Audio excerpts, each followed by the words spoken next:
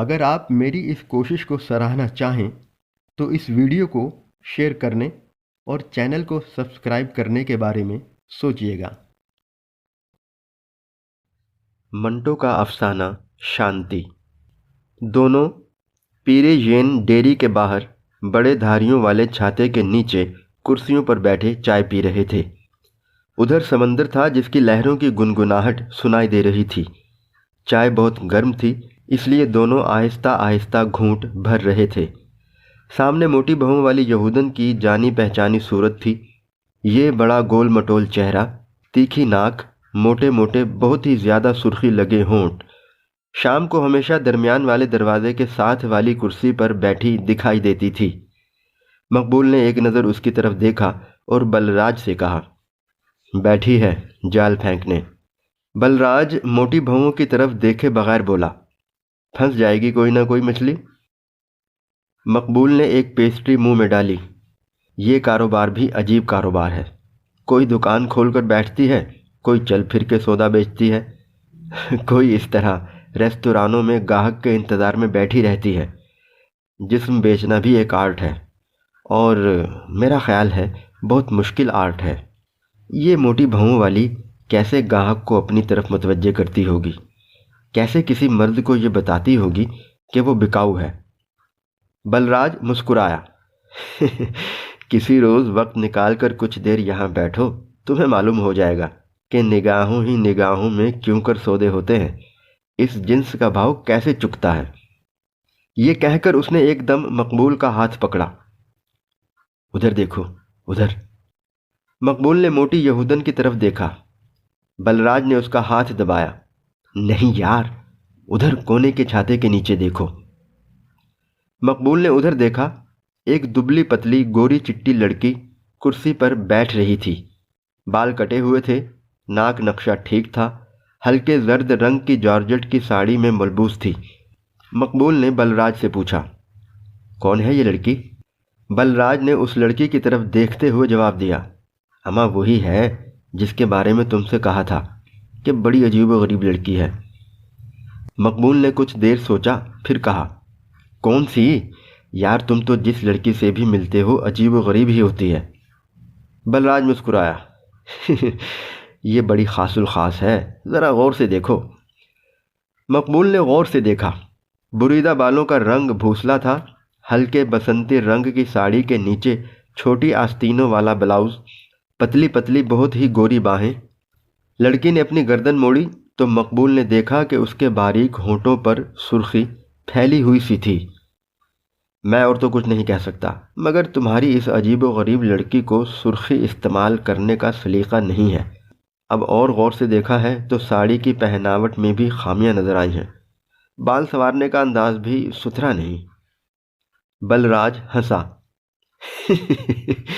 تم صرف خامیاں ہی دیکھتے ہو، اچھائیوں پر تمہاری نگاہ کبھی نہیں پڑتی۔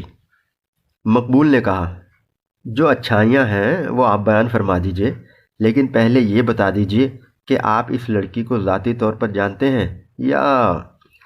لڑکی نے جب بلراج کو دیکھا تو مسکرائی۔ مقبول رک گیا۔ مجھے جواب مل گیا، اب آپ محترمہ کی خوبیاں بتا دیجئے۔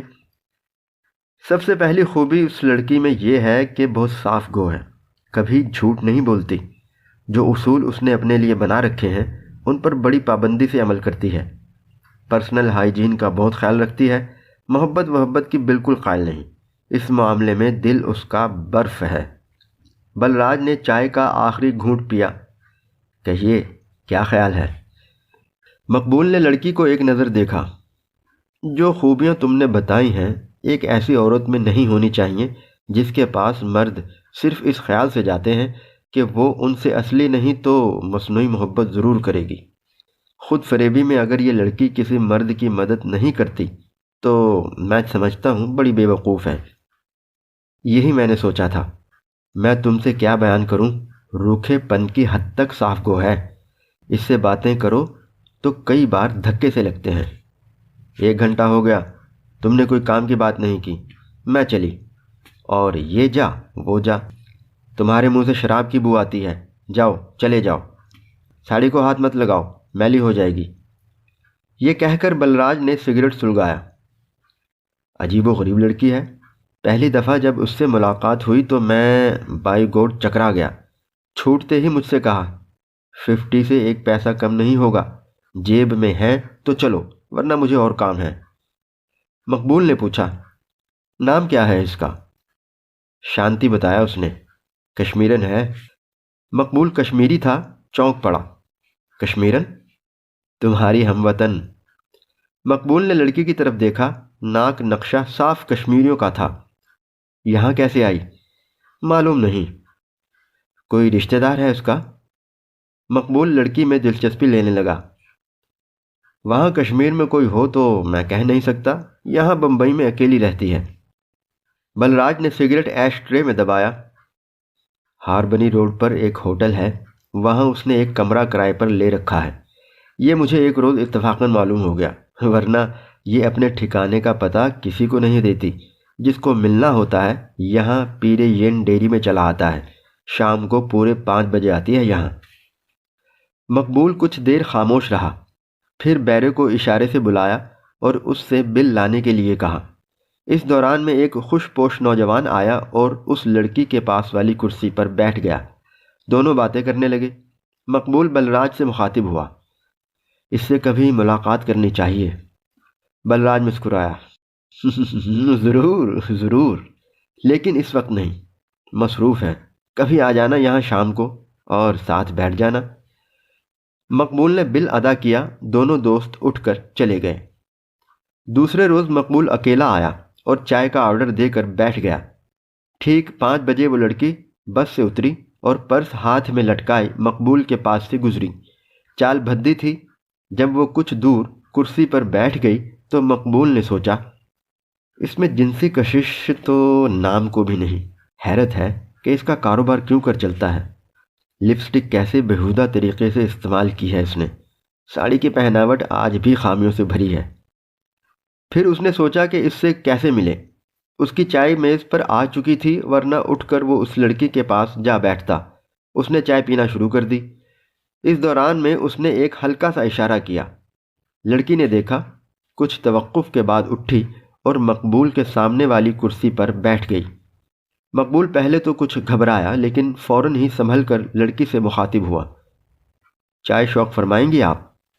نہیں۔ اس کے جواب کے اس اختصار میں روکھا پن تھا۔ مقبول نے کچھ دیر خاموش رہنے کے بعد کہا، کشمیریوں کو تو چائے کا بڑا شوق ہوتا ہے۔ لڑکی نے بڑے بے ہنگم انداز میں پوچھا، تم چلنا چاہتے ہو میرے ساتھ؟ مقبول کو جیسے کسی نے اوندھے منہ گرا دیا۔ گھبراہٹ میں وہ صرف اس قدر کہہ سکا، ہاں۔ لڑکی نے کہا، 50 روپیز، یس اور نو۔ یہ دوسرا ریلا تھا، مگر مقبول نے اپنے قدم جما لیے۔ چلیے۔ مقبول نے چائے کا بل ادا کیا۔ دونوں اٹھ کر ٹیکسی سٹینڈ کی طرف روانہ ہوئے۔ راستے میں اس نے کوئی بات نہ کی۔ لڑکی بھی خاموش رہی۔ ٹیکسی میں بیٹھے تو اس نے مقبول سے پوچھا، کہاں جائے گا تم؟ مقبول نے جواب دیا، جہاں تم لے جاؤ گی۔ ہم کچھ نہیں جانتا، تم بولو کدھر جائے گا؟ مقبول کو کوئی اور جواب نہ سوجھا تو کہا، ہم کچھ نہیں جانتا۔ لڑکی نے ٹیکسی کا دروازہ کھولنے کے لیے ہاتھ بڑھایا، تم کیسا آدمی ہے، خالی پیلے جوک کرتا ہے۔ مقبول نے اس کا ہاتھ پکڑ لیا، میں مذاق نہیں کرتا، مجھے تم سے صرف باتیں کرنی ہیں۔ وہ بگڑ کر بولی، کیا؟ تم تو بولا تھا 50 روپیز، یس۔ مقبول نے جیب میں ہاتھ ڈالا اور 10 کے 5 نوٹ نکال کر اس کی طرف بڑھا دیے۔ یہ لو، گھبراتی کیوں ہو؟ اس نے نوٹ لے لیے۔ تم جائے گا کہاں؟ مقبول نے کہا، تمہارے گھر۔ نہیں۔ کیوں نہیں؟ تم کو بولا ہے نہیں، ادھر ایسی بات نہیں ہوگی۔ مقبول مسکرایا، ٹھیک ہے، ایسی بات ادھر نہیں ہوگی۔ وہ کچھ متحیر سی ہوئی۔ تم کیسا آدمی ہے؟ جیسا میں ہوں۔ تم نے بولا 50 روپیز، یس کہ نو؟ میں نے کہا یس، اور نوٹ تمہارے حوالے کر دیے۔ تم نے بولا ادھر ایسی بات نہیں ہوگی، میں نے کہا بالکل نہیں ہوگی۔ اب اور کیا چاہتی ہو؟ لڑکی سوچنے لگی۔ مقبول مسکرایا، دیکھو شانتی، بات یہ ہے، کل تم کو دیکھا، ایک دوست نے تمہاری کچھ باتیں سنائیں جو مجھے دلچسپ معلوم ہوئیں۔ آج میں نے تم کو پکڑ لیا۔ اب تمہارے گھر چلتے ہیں، وہاں کچھ دیر تم سے باتیں کروں گا اور چلا جاؤں گا۔ کیا تمہیں یہ منظور نہیں؟ نہیں، یہ لو اپنے 50 روپیز۔ لڑکی کے چہرے پر جھنجھلاہٹ تھی۔ تمہیں بس 50 روپیز کی پڑی ہے، روپے کے علاوہ بھی دنیا میں اور بہت سی چیزیں ہیں۔ چلو ڈرائیور کو اپنا ایڈریس بتاؤ۔ میں شریف آدمی ہوں، تمہارے ساتھ کوئی دھوکہ نہیں کروں گا۔ مقبول کے انداز گفتگو میں صداقت تھی۔ لڑکی متاثر ہوئی۔ اس نے کچھ دیر سوچا، پھر کہا، چلو ڈرائیور، ہاربنی روڈ۔ ٹیکسی چلی تو اس نے نوٹ مقبول کی جیب میں ڈال دیے۔ یہ میں نہیں لوں گی۔ مقبول نے اصرار نہ کیا۔ تمہاری مرضی۔ ٹیکسی ایک 5 منزلہ بلڈنگ کے پاس رکی۔ پہلی اور دوسری منزل پر مساج خانے تھے۔ تیسری، چوتھی اور 5ویں منزل ہوٹل کے لیے مخصوص تھی۔ بڑی تنگ و تاریک جگہ تھی۔ چوتھی منزل پر سیڑھیوں کے سامنے والا کمرہ شانتی کا تھا۔ اس نے پرس سے چابی نکال کر دروازہ کھولا۔ بہت مختصر سامان تھا۔ لوہے کا ایک پلنگ جس پر اجلی چادر بچھی تھی، کونے میں ڈریسنگ ٹیبل، ایک سٹول، اس پر ٹیبل فین، 4 ٹرنک تھے، وہ پلنگ کے نیچے دھرے تھے۔ مقبول کمرے کی صفائی سے بہت متاثر ہوا۔ ہر چیز صاف ستھری تھی۔ تکیے کے غلاف عام طور پر میلے ہوتے ہیں، مگر اس کے دونوں تکیے بے داغ غلافوں میں ملفوف تھے۔ مقبول پلنگ پر بیٹھنے لگا تو شانتی نے اسے روکا۔ نہیں، ادھر بیٹھنے کا اجازت نہیں، ہم کسی کو اپنے بستر پر نہیں بیٹھنے دیتا، کرسی پر بیٹھو۔ یہ کہہ کر وہ خود پلنگ پر بیٹھ گئی۔ مقبول مسکرا کر کرسی پر ٹک گیا۔ شانتی نے اپنا پرس تکیے کے نیچے رکھا اور مقبول سے پوچھا، بولو، کیا باتیں کرنا چاہتے ہو؟ مقبول نے شانتی کی طرف غور سے دیکھا۔ پہلی بات تو یہ ہے کہ تمہیں ہونٹوں پر لپسٹک لگانی بالکل نہیں آتی۔ شانتی نے برا نہ مانا، صرف اتنا کہا، مجھے معلوم ہے۔ اٹھو، مجھے لپسٹک دو، میں تمہیں سکھاتا ہوں۔ یہ کہہ کر مقبول نے اپنا رومال نکالا۔ شانتی نے اس سے کہا، ڈریسنگ ٹیبل پر پڑا ہے، اٹھا لو۔ مقبول نے لپسٹک اٹھائی، اسے کھول کر دیکھا۔ ادھر آؤ، میں تمہارے ہونٹ پونچھوں۔ تمہارے رومال سے نہیں، میرا لو۔ یہ کہہ کر اس نے ٹرنک کھولا اور ایک دھلا ہوا رومال مقبول کو دیا۔ مقبول نے اس کے ہونٹ پونچھے، بڑی نفاست سے نئی سرخی ان پر لگائی، پھر کنگھی سے اس کے بال ٹھیک کیے اور کہا، لو، اب آئینہ دیکھو۔ شانتی اٹھ کر ڈریسنگ ٹیبل کے سامنے کھڑی ہو گئی۔ بڑے غور سے اس نے اپنے ہونٹوں اور بالوں کا معائنہ کیا، پسندیدہ نظروں سے تبدیلی محسوس کی اور پلٹ کر مقبول سے صرف اتنا کہا، اب ٹھیک ہے۔ پھر پلنگ پر بیٹھ کر پوچھا، تمہارا کوئی بیوی ہے؟ مقبول نے جواب دیا، نہیں۔ کچھ دیر خاموشی رہی۔ مقبول چاہتا تھا باتیں ہوں، چنانچہ اس نے سلسلہ کلام شروع کیا۔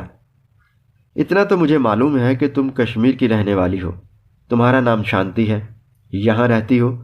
یہ بتاؤ تم نے 50 روپیز کا معاملہ کیوں شروع کیا؟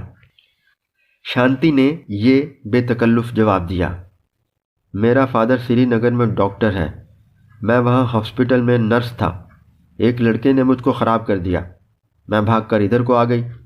یہاں ہم کو ایک آدمی ملا، وہ ہم کو 50 روپیز دیا، بولا ہمارے ساتھ چلو۔ ہم گیا، بس کام چالو ہو گیا۔ ہم یہاں ہوٹل میں آ گیا، پر ہم ادھر کسی سے بات نہیں کرتی، سب رنڈی لوگ ہیں، کسی کو یہاں آنے نہیں دیتی۔ مقبول نے کرید کر تمام واقعات معلوم کرنا مناسب خیال نہ کیا۔ کچھ اور باتیں ہوئیں جن سے اسے پتہ چلا کہ شانتی کو جنسی معاملے سے کوئی دلچسپی نہیں تھی۔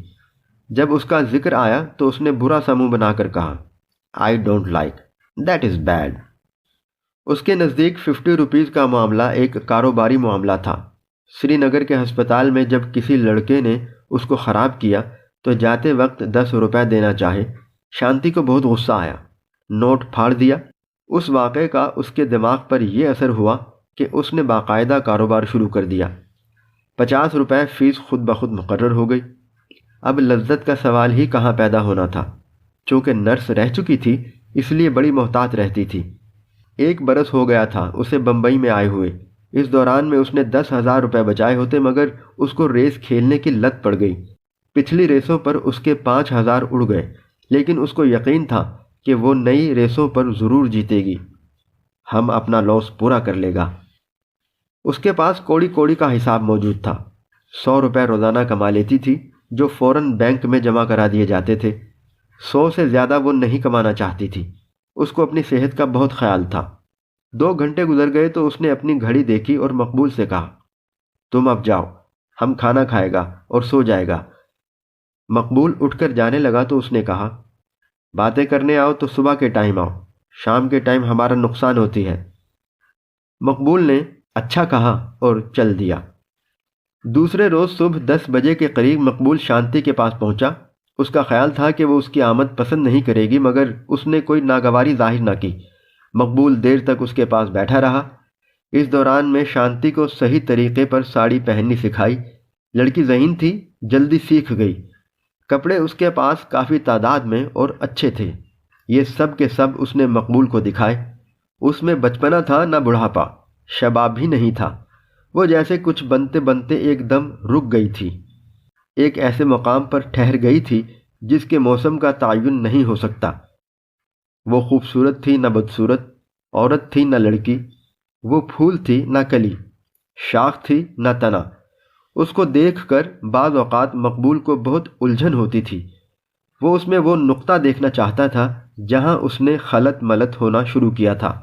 شانتی کے متعلق اور زیادہ جاننے کے لیے مقبول نے اس سے ہر دوسرے تیسرے روز ملنا شروع کر دیا۔ وہ اس کی کوئی خاطر مدارت نہیں کرتی تھی، لیکن اب اس نے اس کو اپنے صاف ستھرے بستر پر بیٹھنے کی اجازت دے دی تھی۔ ایک دن مقبول کو بہت تعجب ہوا جب شانتی نے اس سے کہا، تم کوئی لڑکی مانگتا؟ مقبول لیٹا ہوا تھا، چونک کر اٹھا۔ کیا کہا؟ شانتی نے کہا، ہم پوچھتی تم کوئی لڑکی مانگتا تو ہم لا کر دیتا۔ مقبول نے اس سے دریافت کیا کہ یہ بیٹھے بٹھائے اسے کیا خیال آیا، کیوں اس نے یہ سوال کیا، تو وہ خاموش ہو گئی۔ مقبول نے اصرار کیا تو شانتی نے بتایا کہ مقبول اسے ایک بیکار عورت سمجھتا ہے۔ اس کو حیرت ہے کہ مرد اس کے پاس کیوں آتے ہیں جبکہ وہ اتنی ٹھنڈی ہے۔ مقبول اس سے صرف باتیں کرتا ہے اور چلا جاتا ہے۔ وہ اسے کھلونا سمجھتا ہے۔ آج اس نے سوچا، مجھ جیسی ساری عورتیں تو نہیں، مقبول کو عورت کی ضرورت ہے، کیوں نہ وہ اسے ایک منگا دے۔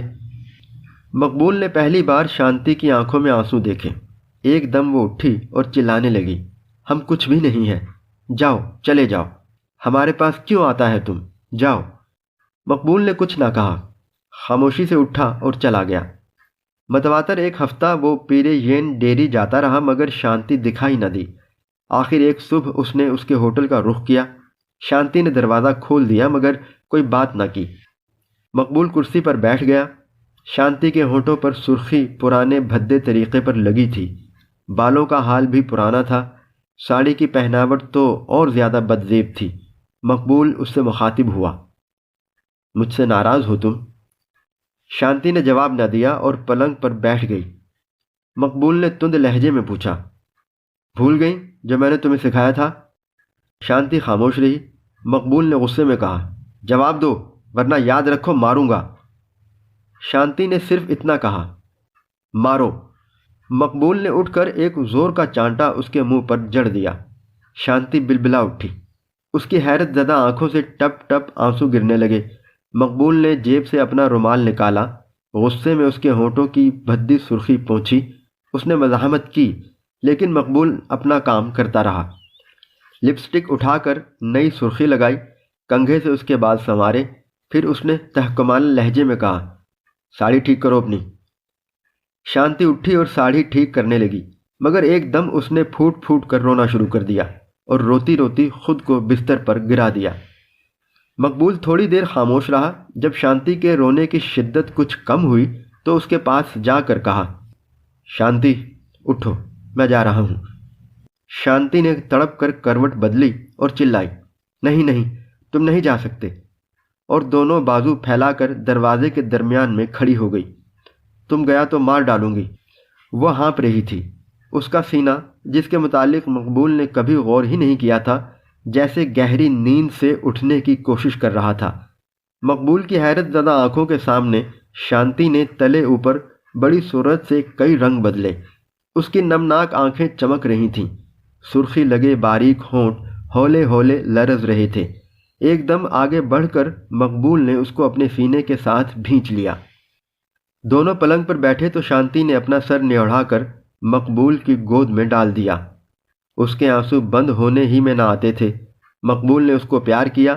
رونا بند کرنے کے لیے کہا تو وہ آنسوؤں میں اٹک اٹک کر بولی، ادھر سری نگر میں ایک آدمی نے ہم کو مار دیا تھا، ادھر ایک آدمی نے ہم کو زندہ کر دیا۔ 2 گھنٹے کے بعد جب مقبول جانے لگا تو اس نے جیب سے 50 روپے نکال کر شانتی کے پلنگ پر رکھے اور مسکرا کر کہا، یہ لو اپنے 50 روپیز۔ شانتی نے بڑے غصے اور بڑی نفرت سے نوٹ اٹھائے اور پھینک دیے۔ پھر اس نے تیزی سے اپنی ڈریسنگ ٹیبل کا ایک دراز کھولا اور مقبول سے کہا، ادھر آؤ، دیکھو یہ کیا ہے۔ مقبول نے دیکھا دراز میں 100 کے کئی نوٹوں کے ٹکڑے پڑے تھے۔ مٹھی بھر کے شانتی نے اٹھائے اور ہوا میں اچھالے۔ ہم اب یہ نہیں مانگتا۔ مقبول مسکرایا۔ ہولے سے اس نے شانتی کے گال پر چھوٹی سی چپت لگائی اور پوچھا، اب تم کیا مانگتا ہے؟ شانتی نے جواب دیا، تم کو۔ یہ کہہ کر وہ مقبول کے ساتھ چمٹ گئی اور رونا شروع کر دیا۔ مقبول نے اس کے بال سنوارتے ہوئے بڑے پیار سے کہا، رو نہیں، تم نے جو مانگا ہے وہ تمہیں مل گیا ہے۔